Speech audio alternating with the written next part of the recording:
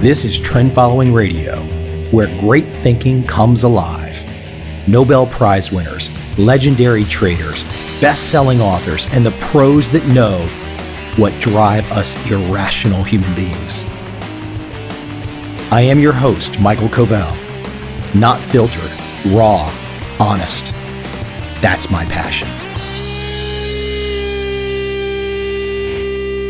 I've been in a ton of business meetings recently, and you'll have to excuse the voice. I don't know what I have. Some kind of Zika flu or something has bit me, but I will power through and offer, hopefully, a pearl of wisdom that everyone will walk away from today and say, yes, that was interesting.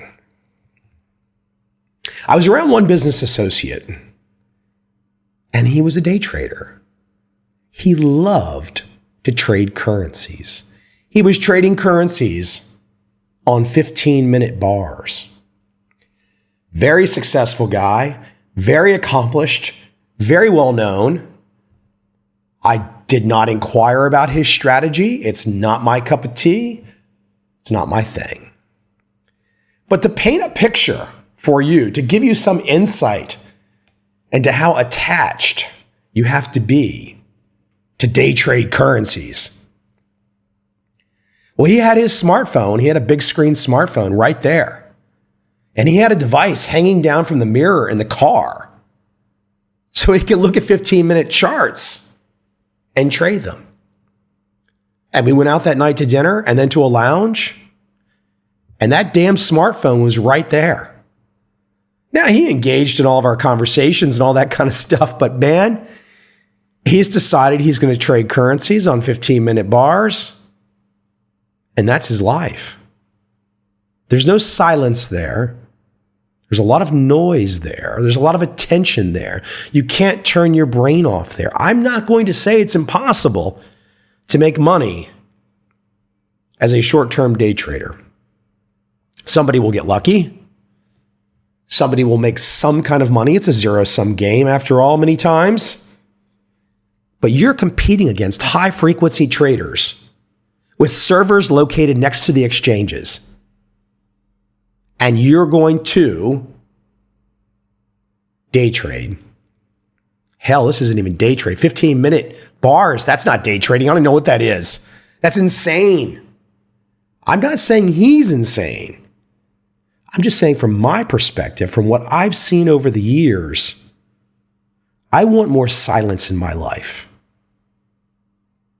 I think I can make a pretty good case, and maybe he would make the case that his strategy is equally as valid, but I think I can make a pretty good case that silence trading that doesn't require you to turn on CNBC or Bloomberg, that doesn't require you to read the Wall Street Journal every day, that doesn't require you to have on in the background, emitting noise, some news channel all day long.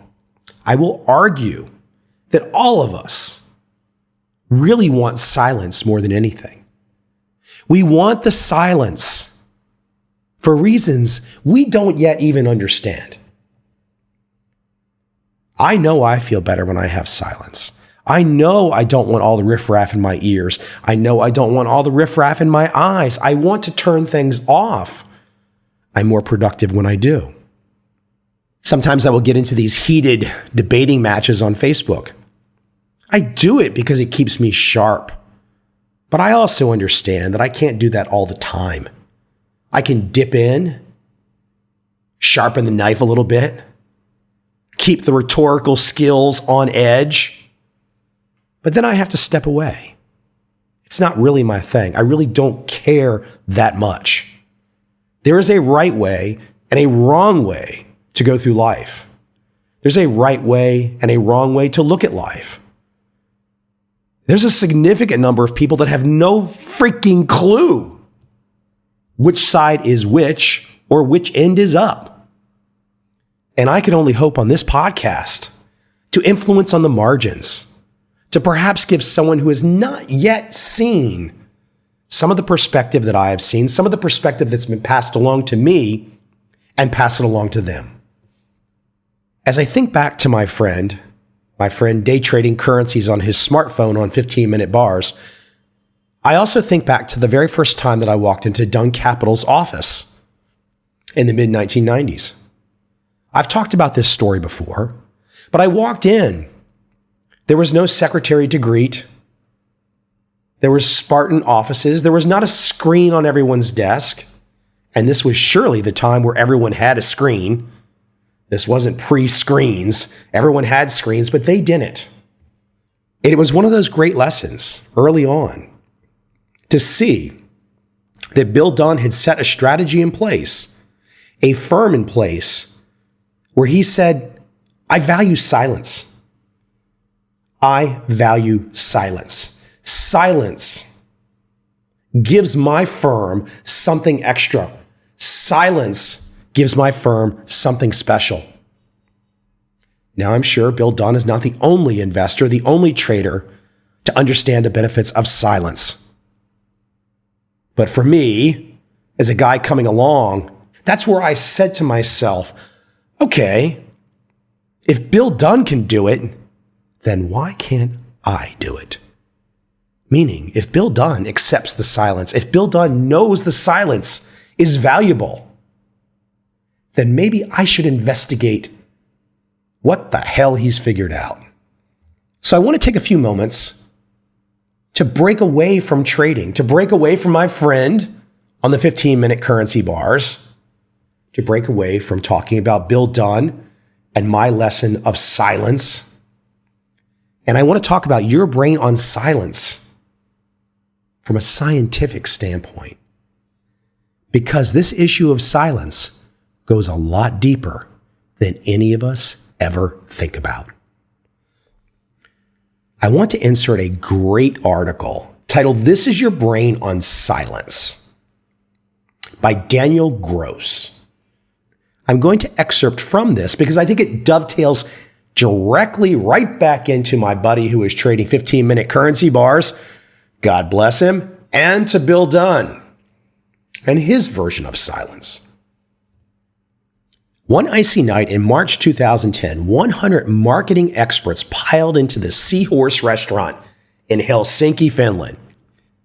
The modest goal, remaking a remote and medium-sized country a world-famous tourist destination.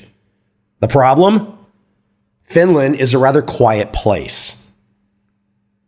And they're looking for a new national brand, something that would make some noise. So all these people gathered at this restaurant, all these Finns looking for a way to make their country exciting and palatable to the tourists out there. And they were finding everything was falling a bit short of that compelling national identity. Someone jokingly suggested that nudity could be named a national theme. It would emphasize the honesty of Finns. Someone else, less jokingly, proposed that perhaps quiet wasn't such a bad thing. That got them thinking. It got them thinking that a key theme, the new theme, could be silence. A report was created. It talked about that modern society often seems intolerably loud and busy, and silence could be marketed just like clean water or wild mushrooms. In the future, people will be prepared to pay for the experience of silence. Of course, I read this and I'm like, wow, trend following investing is all about the silence. It's not about the nonsense. It's letting go of all the sounds that never cease to end.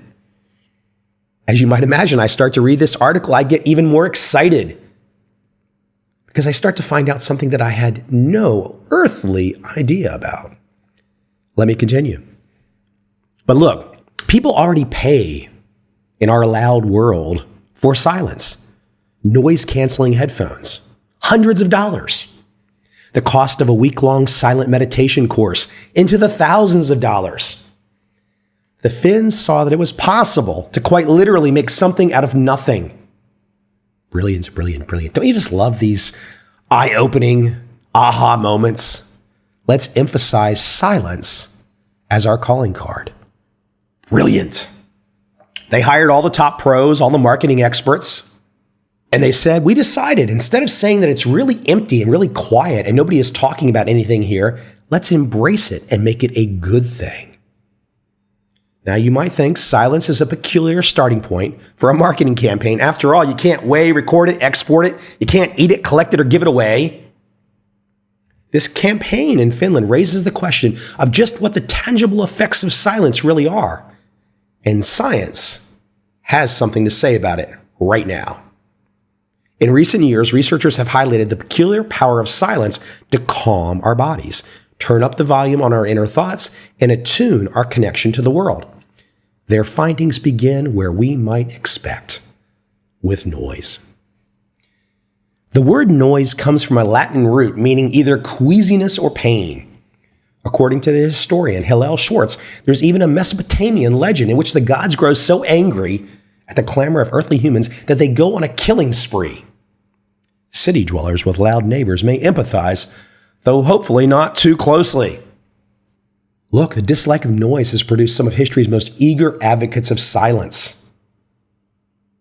People have long talked about sudden noises could actually cause the death of sick children.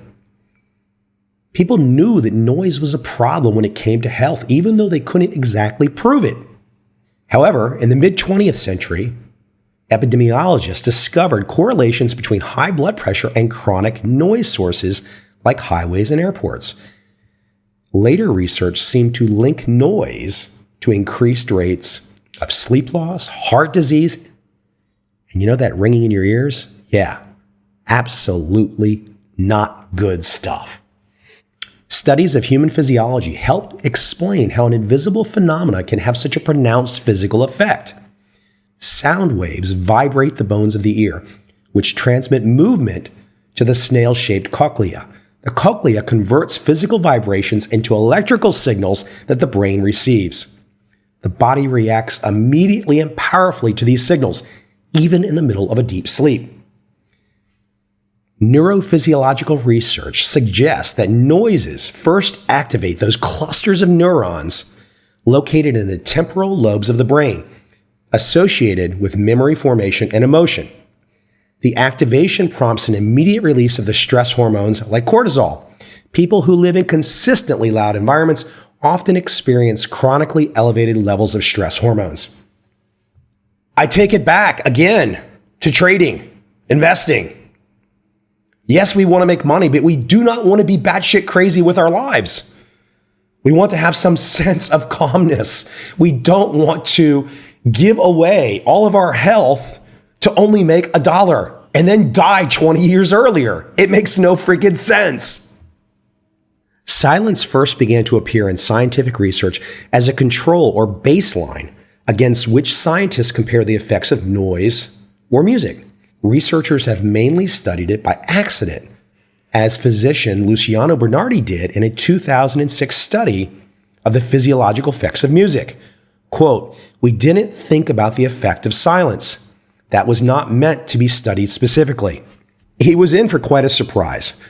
Bernardi observed physiological metrics for 24 test subjects while they listened to 6 musical tracks.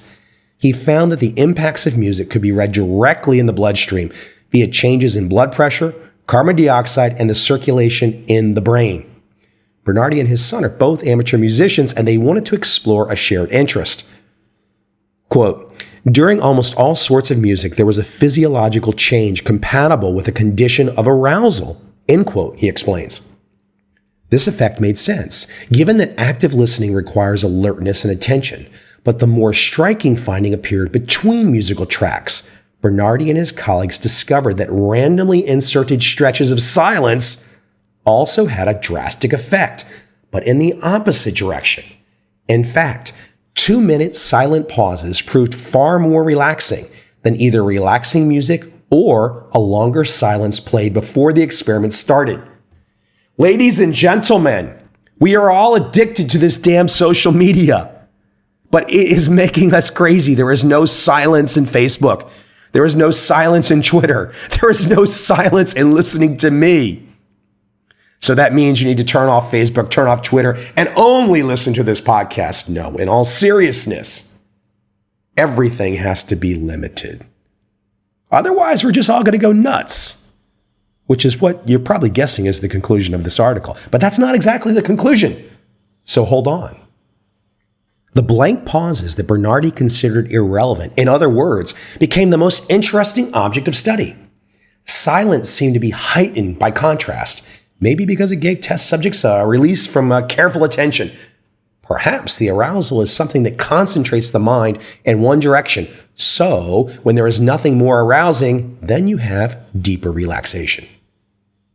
Even though we usually think of silences as a lack of input, our brains are structured to recognize them whenever they represent a sharp break from sounds. So the question is, what happens after that moment when silence continues and the auditory cortex settles into a state of relative inactivity? And look, they've done a ton of research on this. You can go find the studies, professors across the spectrum. And as it turned out, even though all of the sounds had short-term neurological effects, not one of them had a lasting impact. Yet, to the great surprise of researchers, they found that 2 hours of silence per day prompted cell development in the hippocampus, the brain region related to the formation of memory involving the senses. This was deeply puzzling. The total absence of input was having a more pronounced effect than any sort of input tested. My God, I think social media is going to kill us all. Really? It's true. We are all going to go nuts. And I especially might go nuts after watching, and I have to admit, watching a significant amount of the RNC and DNC conventions on CNN. Now, of course, after watching all that, I can come to one conclusion. I just watched 2 circuses. Let me go back to this silence, because that's the most interesting thing going on right now in this podcast. The actual scientific benefits to silence. Some of this research was done on mice, and one of the key things they saw, the growth of new cells in the brain doesn't always have health benefits. But in this case, with the mice research, the cells seem to become functioning neurons. As one of the researchers said, we saw that silence is really helping the new generated cells to differentiate into neurons and integrate into the system. Now, some of this is very preliminary, but conditions like dementia and depression, these are associated with decreasing rates of neurogenesis in the hippocampus. If a link between silence and neurogenesis could be established in humans, perhaps there's a therapeutic use for silence. Hey man, we don't have to wait for the silence. I think we all know it's a good thing. Instinctively, we all know it's a good thing. I just love that all these very smart researchers are dotting their I's and crossing their T's and proving it all. Let me dig back into the article and take it in another direction along this silence path. In 1997, a team of neuroscientists at Washington University was collecting brain scan data from test subjects during various mental tasks, like arithmetic and word games.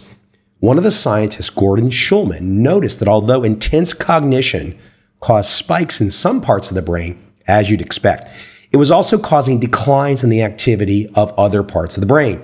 There seemed to be a type of background brain activity that was most visible, paradoxically, when the test subject was in a quiet room doing absolutely nothing. There you would have creativity on full display. And in this case, the team's lead scientist was Marcus Rachel, and he knew there was good reasons to look closer at that data. For decades, scientists had known that the brain's background activity consumed the lion's share of its energy. Difficult tasks like pattern recognition or arithmetic, in fact, only increased the brain's energy consumption by a few percent. This suggested that by ignoring the background activity, neurologists might be overlooking something crucial. Quote, when you do that, Rachel explains, most of the brain's activities end up on the cutting room floor. And basically what they found is that the resting brain is perpetually active, gathering and evaluating information. Focused attention, in fact, curtails this scanning activity. The default mode has rather obvious evolutionary significance. Detecting predators, for example, should happen automatically and not require additional attention and energy. And looking closely at their conclusions, you start to see that freedom from noise and goal-directed tasks appears to unite the quiet without and within, allowing our conscious workspace to do its thing, to weave ourselves into the world, to discover where we fit in. That's the power of silence. And bringing it back to Finland, one of the marketing experts, she said it quite clearly. If you want to know yourself, you have to be with yourself and discuss with yourself and be able to talk to yourself. Silence, please, has proven to be the most popular theme in Finland's rebranding and one of the most popular pages on visitfinland.com. Maybe silence sells because so often we treat it as a tangible thing, something easily broken, like porcelain or crystal, and something delicate and valuable. I mean, try to think back to the moment in time where you can remember complete silence. It's tough. It's really tough. Now, after discussing some of the science of this, let me weave it back to the trading, to the 15-minute bar currency trader, to Bill Dunn, to the turtles, to all the trend following traders, to the weekly bar trend following traders.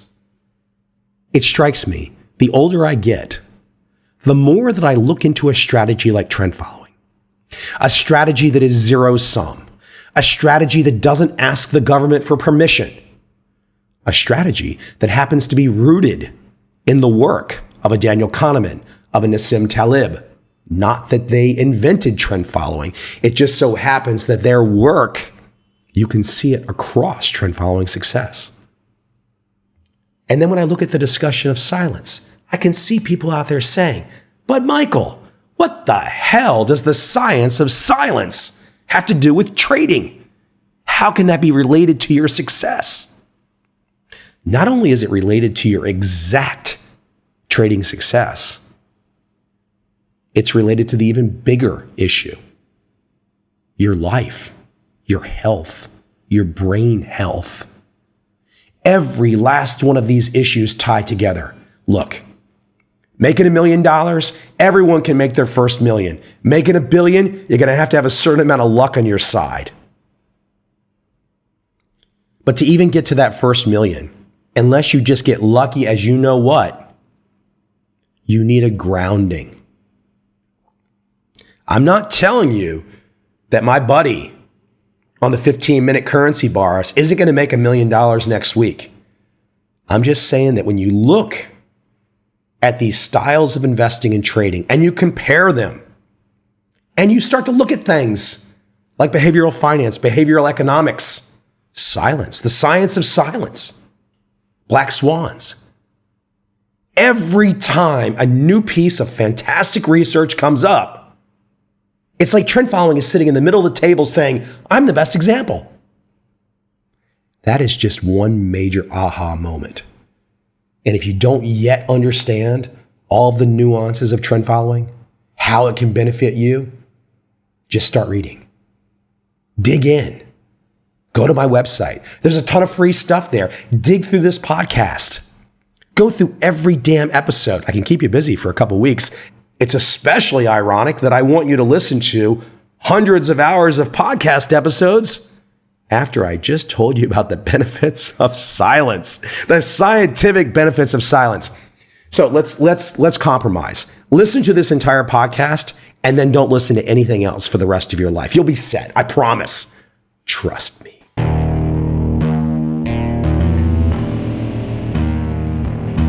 I see a time when those awake will understand how to make money in up, down, and surprise markets. Whether new trader or experienced, college student or financial advisor, protecting against a crash or just trying to make a lot of money, trend following offers everyone an answer in uncertain times. To get started immediately, send me an email, michael@covel.com. I will send you the right trend following steps to take along with my free video. But if you want to buy and hold, trust the government and trust Wall Street, this is absolutely not for you.